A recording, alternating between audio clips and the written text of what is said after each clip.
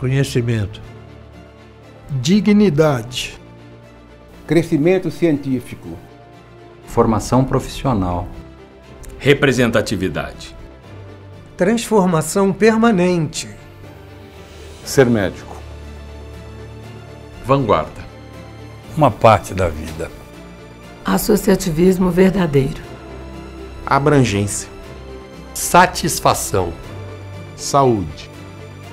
Em 1944, o médico Erasmo Lima escreveu a vários colegas da patologia clínica propondo a criação de uma associação científica que reunisse os especialistas na área. Em 31 de maio, 60 deles reuniram-se no Rio de Janeiro, na sede da Sociedade de Medicina e Cirurgia, e fundaram a Sociedade Brasileira de Patologia Clínica, nome sugerido pelo próprio Erasmo Lima, que na ocasião foi eleito como primeiro presidente por unanimidade e liderou a comissão que elaborou o primeiro regimento interno. A patologia clínica destacou-se como especialidade desde a fundação da Sociedade Americana em 1922 e a Sociedade Brasileira em 1944, fato que representou a consolidação da especialidade no Brasil.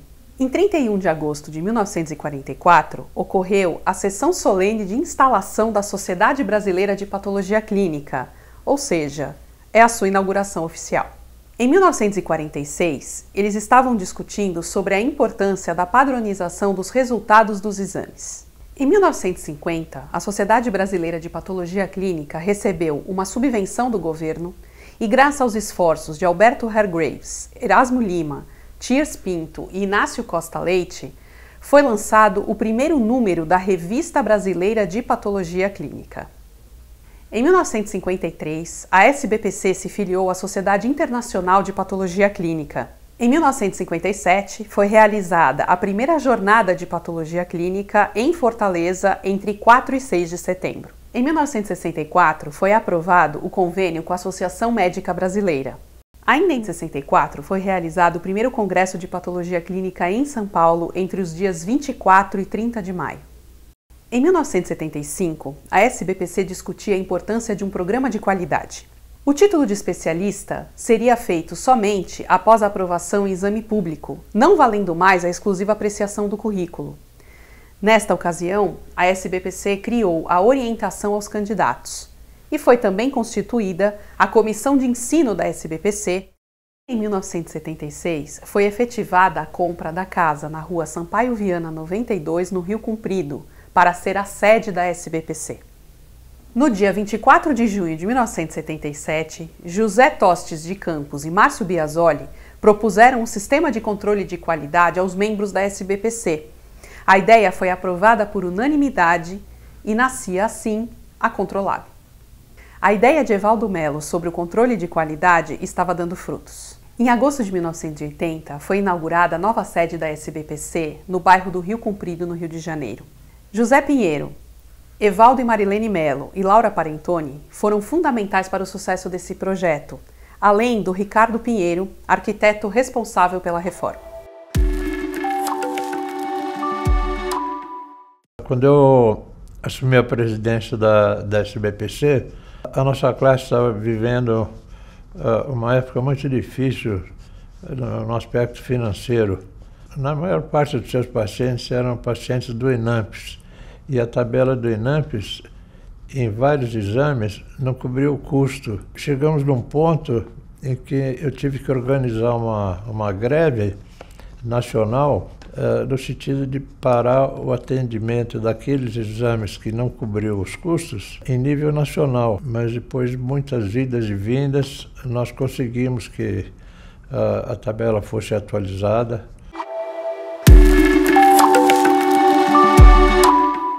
Quando eu era casada com o Evaldo Melo, ele chegou para mim e falou assim: Marilene, você vai ser presidente da SBPC.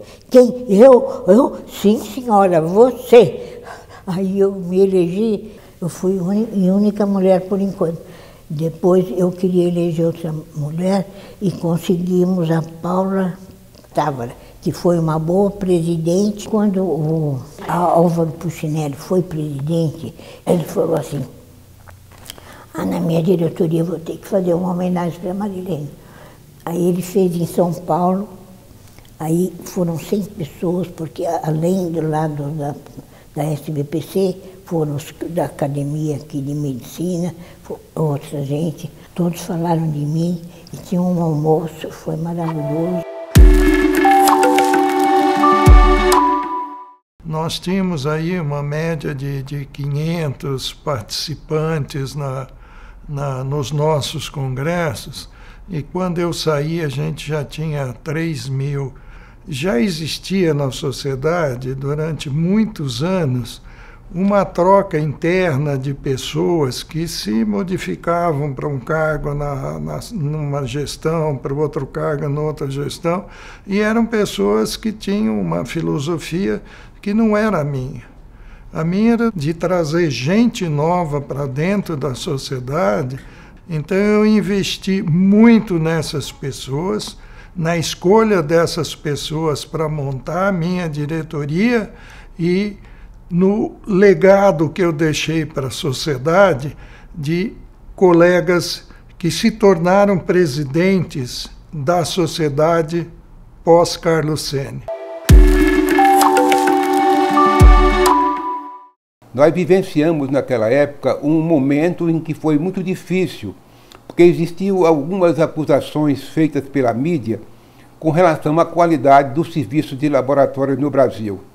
E nós, com isso, através de gestões com outras entidades, até internacionais, propiciar a criação de um programa de acreditação em laboratórios, o PALC. Esse foi o ponto crucial do nosso trabalho.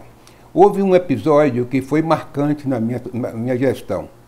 Naquela época, em 1998, houve um problema relacionado à variação cambial, quando o dólar aumentou em torno de 70% da noite para o dia. E aí houve uma intervenção que nós tivemos a felicidade de fazer junto ao Ministério da Fazenda, propiciando com isso a redução de tributos. Com isso, nós conseguimos contemplar o nosso serviço de modo que não houvesse um impacto muito significativo na elevação dos custos. Nós inauguramos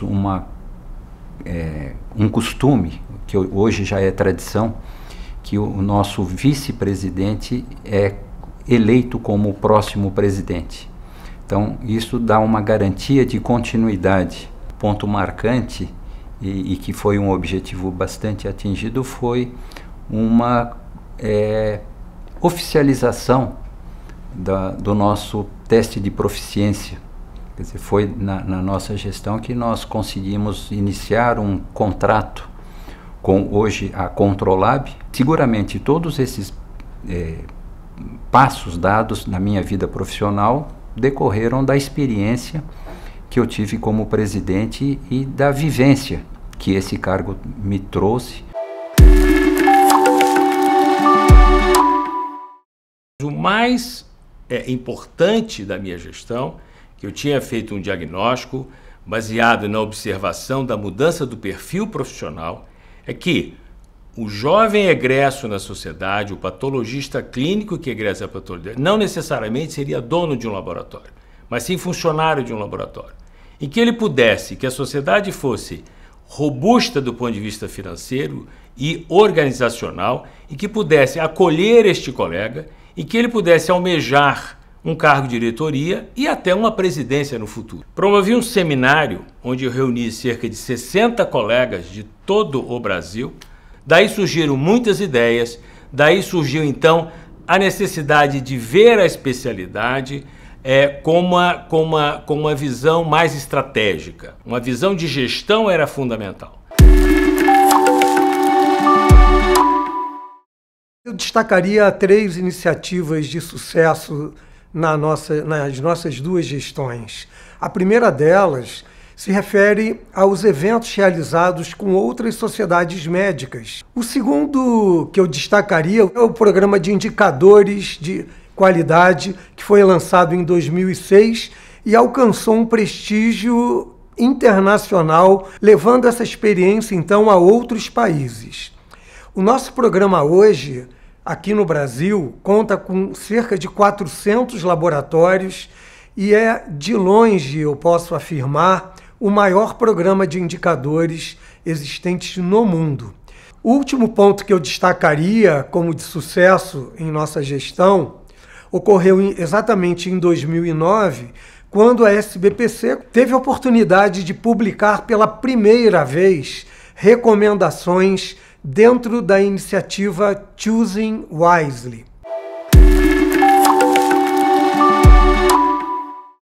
O objetivo principal era posicionar ainda melhor a sociedade no aspecto científico, sem deixar de olhar para os aspectos de defesa profissional. Eu creio que os objetivos foram atingidos, principalmente em relação à reorganização de processos de gestão. Eu diria que a certificação da gestão, dos processos de gestão da sociedade como um todo, pela ISO 9000, eu acho que foi um processo interessante, que inicialmente ele visava certificar os processos do PALC e a gente ampliou com apoio de toda a diretoria para a certificação dos processos de toda a gestão da sociedade.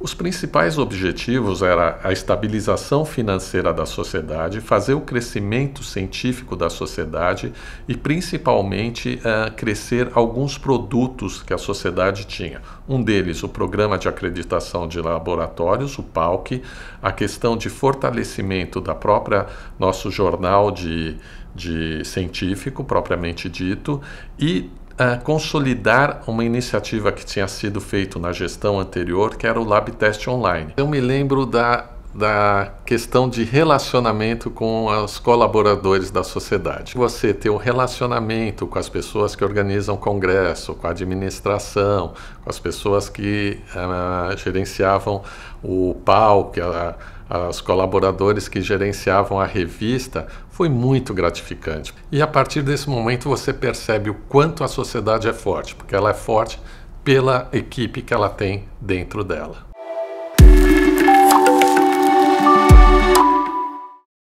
Bom, o principal objetivo é conseguir que a agência cumpra as normas que permitam que os laboratórios trabalhem sem o sobressalto da ameaça. Hoje a especialidade volta de outra maneira, né? Porque os grandes grupos sentiram a necessidade de ter patologistas clínicos, seja como consultores, seja mesmo na própria área de produção, seja em revisão. Então isso deu força para nascer essa geração que está aí hoje e que comanda a patologia clínica da sociedade, com muita capacidade e com um foco diferente, um foco mais científico. Os desafios encontrados quando eu assumi a presidência no biênio 2014-2015 foram muitos. O primeiro deles é assumir um papel de liderança a mulher desse milênio. Nós colocamos como os principais objetivos engrandecer cientificamente mais, a Sociedade Brasileira de Patologia Clínica, aumentar o número de laboratórios associados ao Programa de Acreditação de Laboratórios Clínicos, o PALC, nossa interface com as agências reguladoras. Um outro objetivo foi a internacionalização da sociedade.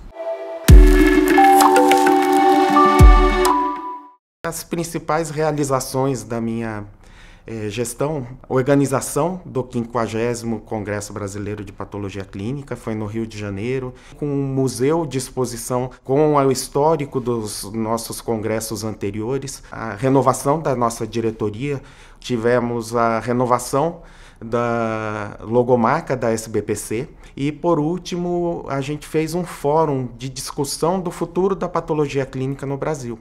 E com isso a gente buscou modernizar também a nossa atuação e dar uma perspectiva melhor, tentando atrair novos estudantes, novos patologistas clínicos para a especialidade.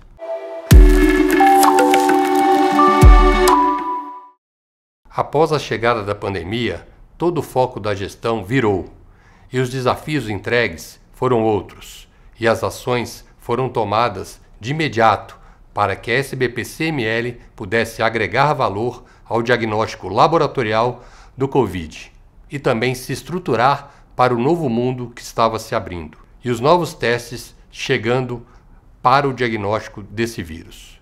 O primeiro deles, o PCR, literalmente ficou na boca do povo. Outros testes também, tais como sorologia para Covid e anticorpos neutralizantes, trouxeram à tona a importância da realização de um exame com qualidade. Realizamos o primeiro congresso virtual da SBPC-ML, tendo como tema central a pandemia do SARS-CoV-2.